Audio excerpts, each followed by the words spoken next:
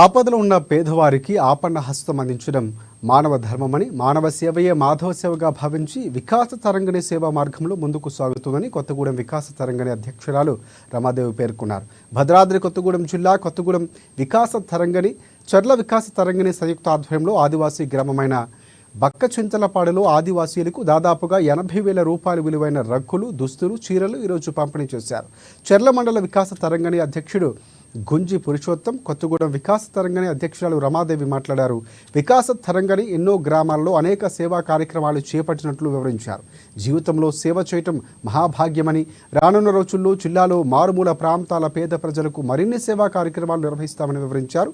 మారుమూల ప్రాంతంలోని ఆదివాసీలను ఇక సేవలందించడం ఎంతో సంతృప్తినిస్తుందని పేర్కొన్నారు. దాతలు తాటిపల్లి శంకరబాబు, భోగా శ్రీనివాస్, అన్నవరపు విద్యాసాగర్, కుదుమూరి శ్రీనివాస్, లగడపాటి రమేష్లు ఇక అందించిన వస్తువులు ఆదివాసీలకు పంపిణీ చేశారు. ఈ కార్యక్రమంలో వికాస తరంగిణి బాధ్యులు శ్యామ్, శంకర్, మాణిక్రావు, అశోక్, మల్లికార్జున్, వివి రమణ తదితరులు పాల్గొన్నారు.